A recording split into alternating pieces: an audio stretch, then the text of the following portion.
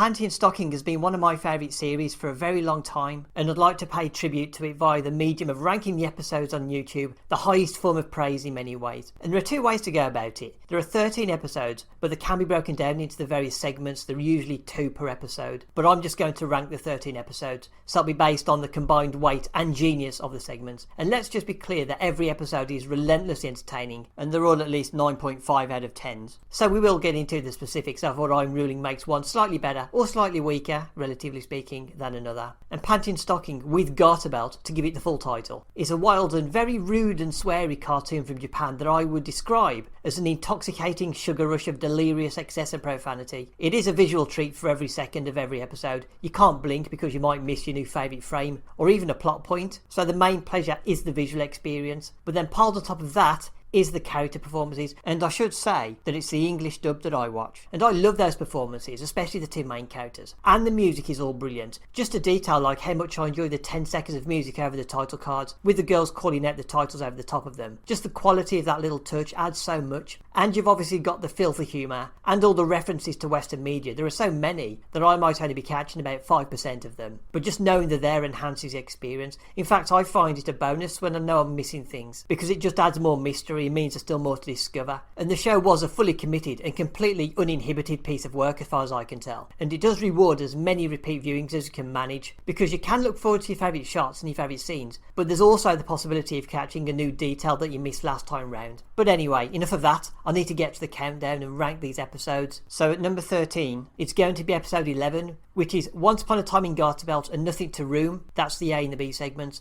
I've come across a few shows that have had an episode take place in one room or just one setting, like Nothing to Room does, and they never sit well with me, because it's like watching a theatre production and it doesn't take advantage of the possibilities of the medium, especially when it's a vibrant piece of animation like this is. Although maybe it helps with saving some time and some money, maybe there's a budgetary issue they're trying to manage, but it's still a great segment, and possibly has a reference to South Park's Ladder to Heaven episode, when Panty tells Stocking about her idea to climb to heaven. And the basic idea of the episode is that Garterbelt, who is a flawed holy man who's watching over the angels, Panty and Stocking in the series, he's making them a nice meal for a special occasion. We don't know what the occasion is, but he's taking too long about it, so they order a room full of takeaways, when really they could have just grabbed a handful of walnuts or something just to keep them going. So for those reasons, this episode is getting marked down. The Garterbelt backstory segment has some really good moments, especially at the start of the episode, with the angels sneaking around the building trying to work out what he's up to, but it's not quite enough to elevate it, so episode 11 is going in at number 13.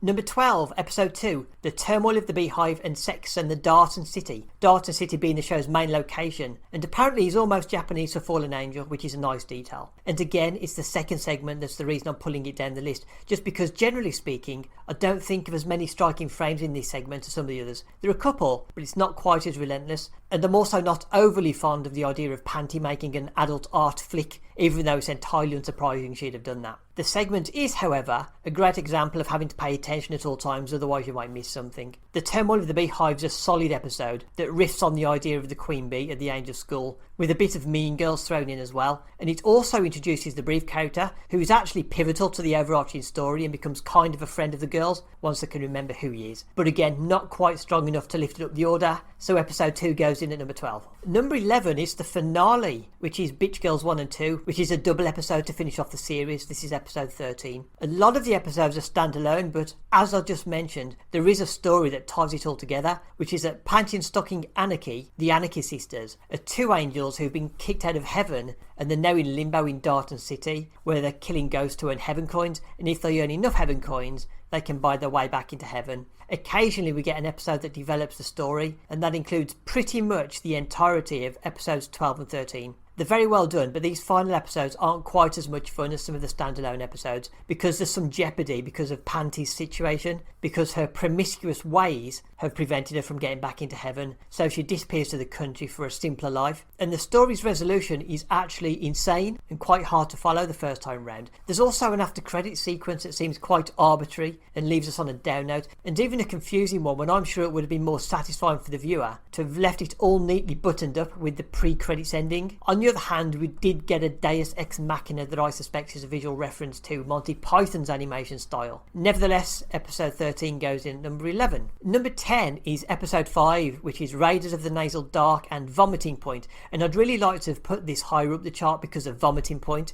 because I do appreciate the skill and the audacity of blending in a segment that's almost entirely in a different art style to the main show, which was really quite jarring the first time I saw it. I obviously had no idea why it was there and where it was going, and it also struck me as looking more like what I thought a Japanese cartoon usually looks like, especially compared to a colour box explosion like Panty Stocking. There's also a very memorable sequence where the two styles meet, which I really like, so I do love this segment, but in the context of a countdown I have to put it lower because if I was recommending Panty Stocking to somebody, I couldn't use this one. Raiders of the Nasal Dark is one of the grosser episodes and actually has a moment that reminds me of Ren and Stimpy when Panty pulls a huge pile of yellow snot out of her nose and matches it to something Stocking's eating, so it's more on the icky side than the pure comedy side, so for those reasons it's going in at number 10. Number 9 is episode 12, DC Confidential and Panty in Brief. DC Confidential is essentially a recap episode where the two demon sisters report back to their equivalent of Garterbelt how the various ghosts are getting on against Panty Stocking. I haven't actually mentioned them yet, but Scanty and Knee Socks are the devilishly attractive adversaries of Panty Stocking who appear from time to time in what are usually superior episodes. This is mostly a catch-up episode, but it's very enjoyable and incestuously naughty towards the end. The Panty in Brief segment is the start of the end of the show, so again, like episode 13, it's slightly more serious than most of the standalone segments, and mainly revolves around Panty trying to find her 1000th sexual conquest since being cast out of heaven, behaviour for which she is quite rightly not rewarded. We actually also find out who Brief really is and why he has so much money, but ultimately episode 12 is going in at number 9. Number 8 is episode 10, the most conceptual entry in the list, which is made up of In a Brief, the Chuck to the Future trilogy, and a song called We Are Angels, so there's 5 segments. And there's a lot to appreciate about this episode. In a Brief is a short but excellent segment with mini Panty and Stocking trapped inside Brief's body and causing mayhem. This is of course a nod to the old 80s movie Inner Space. There's an ongoing side plot throughout the show with Brief and Garterbelt that I'm not going to explore, but it is overt in this segment. Chuck to the Future is actually quite surreal and not very easy to follow. There's very little dialogue and practically no Panty and Stocking, so you may get David lynched by this one. Then finally we get a music video, a very well produced music video with loads of references to spot, and a song that's far better and more catchy than I would have expected. The song actually appears as background music in several episodes, some of them before we get to this one. And again, I love the variety of the approach and the innovation of including an original music video as part of an episode. I mentioned David Lynch a moment ago, and he actually included full music performances in Twin Peaks The Return, so maybe this is reciprocal admiration on his part. Maybe he's a big Panty and Stocking fan, maybe he liked the Chuck trilogy and loved the idea of closing out an episode with a full song, so he did it as well. So for those reasons, episode 10 goes in at number 8. Number 7, episode 3, Catfight Club and Pulp Addiction. And Catfight Club's the pick of these two segments, mainly for its second half, which has a brilliant sequence that gets into Red Riding Hood territory when Stocking is tricked into following a couple of ghosts into a dark alley, so Panty has to show up for the rescue. It's also the first time you've shown that Stocking has a bondage fetish, so that scene becomes funnier, and it actually has more depth on repeat viewings when you're more aware that it's an actual trait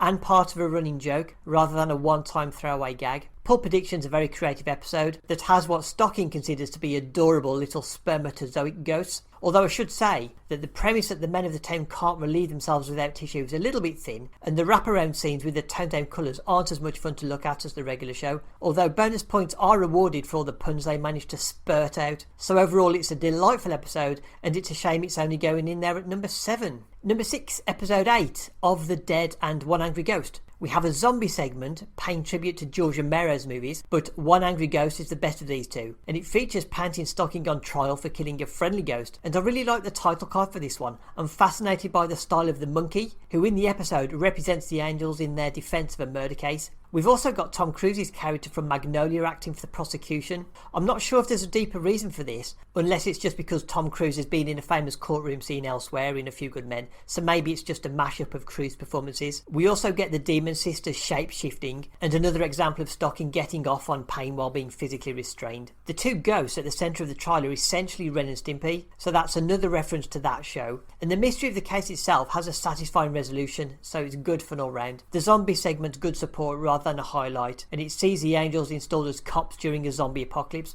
There's actually a short that follows on from this episode in which zombie Panty eats Brief, but either way, this is a good pair of segments, and 6th position feels about right. At number 5, it's going to be episode 7, Trans Homers and the Stripping. And the Stripping is one of the most fun episodes in the series, and it has the Angels trying to make some real money rather than heaven coins. It's a challenge from Garterbelt, so we see their failed attempts at holding jobs before they wind up in a casino making millions gambling, before throwing it all away, along with almost all of their heavenly garments. But it also shows them battling indirectly with the Demon Sisters because they run the casino. So there's lots of fine art and animation in this one, and it is on the lighter side. Transformers is a Transformers parody, obviously, where the Angels' sisterly squabbling goes intergalactic. So the balance of the off-brand character designs in this segment, with a strong comedy entry from the Stripping, earns episode 7 a place in the top 5. Number 4 is episode 4, which is the Diet Syndrome in High School Nudical. The Diet Syndrome is a brilliant Stocking episode and investigates what would happen if she actually gained weight because of all the sugary treats she swallows, sugar being her main vice just ahead of BDSM. And there is some wonderful imagery along the way and a couple of Rocky-esque montages when she's trying to control her weight, and of course there's some denial and despair before she blows up like a hot air balloon. I really like this episode, and every frame I call to mind is a treasure. And there's also some memorable voice work, at least on the English dub side, so that's primarily why this episode reaches number 4,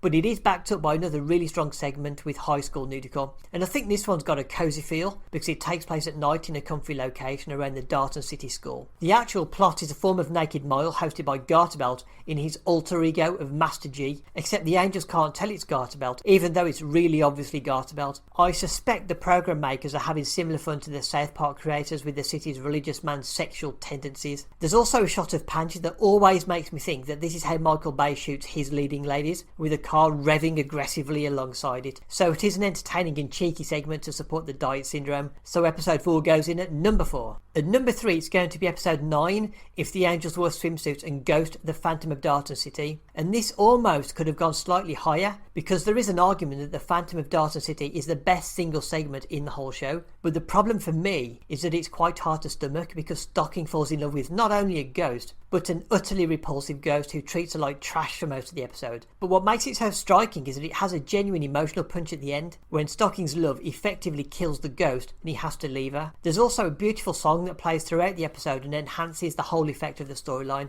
It's very well done and you don't see it coming. There's also the possibility that Stocking being attracted to somebody so disgusting is related to her daddy issues and pain fetish, so it could be a deeper character study too. There's also a yin and yang effect with the first segment of the episode, which actually announces itself as disposable at the outset, and it shows the Angels and the Demons playing beach volleyball in their swimwear for the whole episode. Reminds me of the tennis episode from another of Hiroyuki Imaishi's most famous shows, Kill the Kill, but Angels vs Demons is always top tier entertainment, and the low pressure comedy balances the more serious segment that follows, so episode 9 goes in at number 3. Number 2 is episode 1, Excretion Without Honour and Humanity and Death Race 2010. The perfect introduction, because in the first segment we're immediately given some explosive toilet humour, with poop spraying all over the characters, while the second segment is effectively a 10-minute and bravura action sequence, with Panty and Stocking chasing a series of ghost-driven vehicles at breakneck speed. The studio was clearly out to make an impression, and they certainly succeeded. I haven't mentioned the explosions yet, so I might as well say here that the live-action explosions of the ghosts are a surprising but ingeniously hilarious innovation that really does a good job of blowing the ghost to smithereens. And in segment 1 it also follows the flyaway scene where the Angels transform their underwear into deadly weapons for the first time, with the different art style. So there's lots to take in for a first time viewer, but if you haven't bought into it all by the end of Death Race you probably aren't going to. In the end it's very easy to put episode 1 in there at number 2, which leaves episode 6, Les Diaboliques, as the number 1 episode. And this is a 20-minute treat in which Panty and Stocking meet and eventually get into a huge battle with Scanty and Knee Socks. It's a fantastically balmy and frenetic centrepiece